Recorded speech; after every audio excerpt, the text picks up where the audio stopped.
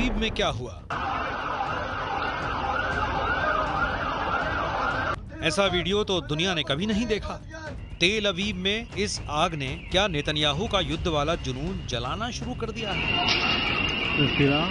इस आग में इजराइल को झकझोरने वाली ऐसी लपटें हैं जिसके करीब जाने से भी कोई झुलस जाएगा।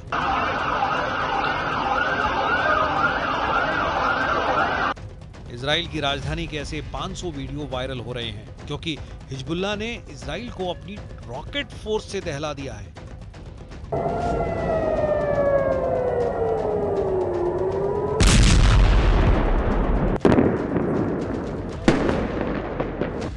नवंबर की शाम को हिजबुल्लाह ने इजराइल पर 100 से ज्यादा रॉकेट दागे। टारगेट राजधानी तेल अवीव बनी।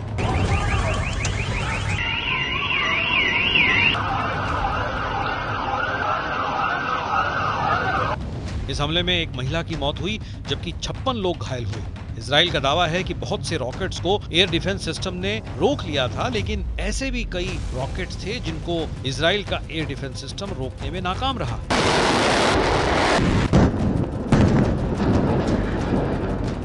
בזירה הזאת אני יכול להגיד שזה טיל שפוגע פגיעה ישירה, זה לא מיירד ולא משהו בסגנון, אלא טיל ישיר במשקל רב. הפגיעה שאתם רואים במבנה למעלה זה החלק של המנוע. הפגיעה עצמה פוגעת בקרקע ומדליקה עמוד חשמל. אז זה האש שאתם רואים. מהמקום פה מפונים 6 פצועים בדרגות שונות. सवाल है कि एक तरफ ईरान से अटैक और दूसरी तरफ हिजबुल्लाह का हमला। अगर ऐसा हो गया तो नेतन्याहू क्या करेंगे? दुनिया ने 13 अप्रैल और 1 अक्टूबर को ईरान का मिसाइल और ड्रोन अटैक देखा है और अब तेल अवीव पर हुआ रॉकेट का ये अटैक। ऐसे ही और हमले इजराइल पर हुए तो उसे रोकना इजराइल के लिए आसान नहीं होगा। साफ है कि वॉर रूम में बैठकर प्लान बनाने वाले नेतन्याहू के सामने ऐसा खतरा मंडरा रहा है जिसके बारे में उनका अंदाजा जहां खत्म होता है, ईरान और हिजबुल्लाह वहां से आगे सोचना शुरू कर देते हैं।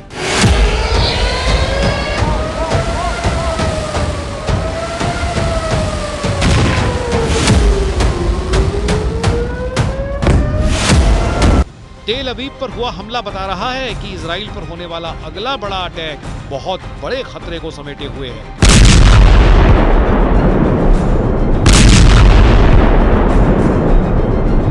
אנחנו מדברים כרגע על משא ומתן אפשרי להסדרה. האמריקנים מובילים את זה. אני אומר, זה מתבצע רק תחת אש. הוא מתבצע עם הרבה מאוד אש. नेतन्याहू के सामने हिजबुल्लाह के 1.5 लाख रॉकेट हैं और दूसरी तरफ है ईरान की 2 लाख मिसाइलें। नेतन्याहू इन दोनों से एक साथ कैसे लड़ेंगे? यानी जब हिजबुल्लाह और ईरान का डबल अटैक होगा तो इतने बड़े हमले को इजराइल कैसे काउंटर कर पाएगा?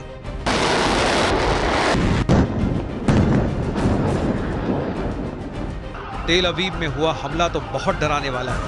इस हमले में एक महिला की मौत हो गई और 56 लोग घायल बताए जा रहे हैं, लेकिन जान माल का नुकसान बहुत ज्यादा हो सकता था और इसी को लेकर नेतन्याहू बहुत ज्यादा घबराए हुए हैं।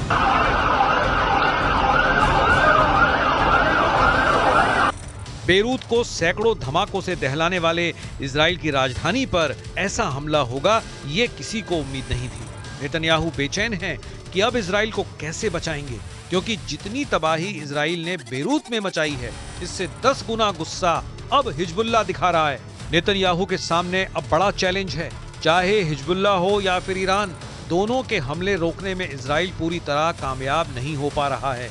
जमीन पर धमाकों से ये साबित होता है कि अत्याधुनिक एयर डिफेंस सिस्टम यानी आयरन डोम कनस्तर साबित हो रहा है। As you can see behind me, a short while ago, projectile impact landed right here in the city of Bnei Brak, a residential area with lots of civilians around us. We're talking about multiple impact sites. Right now, as we know, there are 4 injured in various conditions.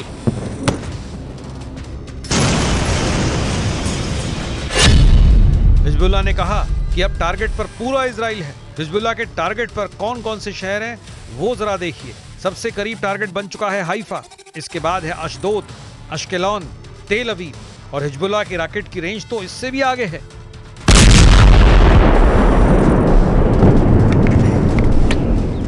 इस वक्त Israel के सामने बड़ा संकट ये है कि उसकी एयर डिफेंस मिसाइल खत्म हो रही हैं। 7 अक्टूबर 2023 के बाद से इजराइल गाजा से फायर किए जा रहे रॉकेट रोक कर थक चुका है।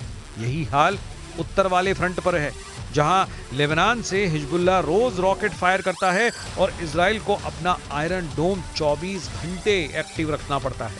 हिजबुल्लाह ने टारगेट सेट कर लिए हैं। हिजबुल्लाह के 10,000 रॉकेट वाली सुनामी किसी भी वक्त लॉन्च की जा सकती है। 10,000 रॉकेट को 10 मिनट में दागने का प्लान है। 10,000 रॉकेट से इजराइल के 10 मिलिट्री बेस को तबाह करने की तैयारी है। 10,000 रॉकेट से इजराइल को 10 साल का सदमा देना चाहता है हिजबुल्लाह।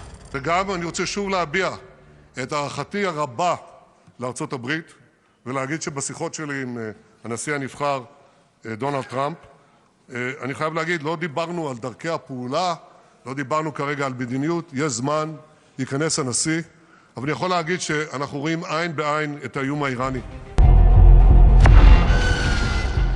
लेबनान और इजराइल के बीच ताजा हमलों के बाद युद्ध पक्का माना जा रहा है, क्योंकि हिजबुल्लाह के टारगेट पर अब इजराइल के ऐसे मिलिट्री बेस हैं जिसकी नेतन्याहू को उम्मीद भी नहीं थी। अब देखिए, हिजबुल्लाह का रॉकेट गोदाम जो हमास के मुकाबले 10 गुना ज्यादा पावरफुल बताया जाता है। हिजबुल्लाह के कत्यूशा रॉकेट की रेंज 25 किलोमीटर तक है। ये सिर्फ 10 सेकंड में टारगेट हिट करता है। इसके आगे हिजबुल्लाह के पास है फज्र 3 नाम का रॉकेट, रेंज है 45 किलोमीटर और टारगेट पर 35 सेकंड में पहुंच जाता है। हिजबुल्लाह के पास है फज्र 5 रॉकेट, इसकी रेंज है 75 किलोमीटर और टारगेट पर 50 सेकंड में फटता है। हिजबुल्लाह के पास है खैबर रॉकेट, इसकी रेंज है 100 किलोमीटर, टारगेट पर 75 सेकंड में फट जाता है। हिजबुल्लाह के पास है ज़ेलजाल 2 रॉकेट, जिसकी रेंज 200 किलोमीटर बताई जाती है। इसमें 600 किलो विस्फोटक फिट किया जा सकता है और ये 120 सेकंड में यानी लगभग 2 मिनट में टारगेट पर पहुंच जाता है।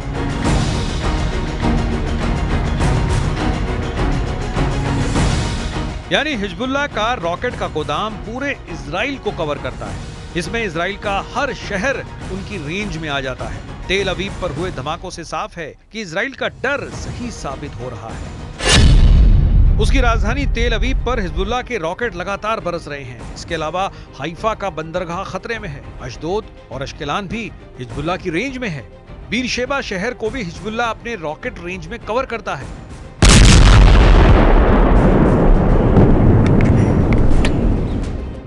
बेरूत का ये इलाका हिजबुल्लाह का गढ़ है। यहाँ उठ रहा काला धुआं देखिए। ये बेरूत की सबसे ताजा तस्वीरें हैं। यही लोकेशन है जहां इजराइल ने चुन कर बम गिराए हैं। लेबनान और गाजा पर जो बम गिराए जा रहे हैं, इजराइल के पास उनकी कमी नहीं है। ये सप्लाई चेन अमेरिका से चल रही है।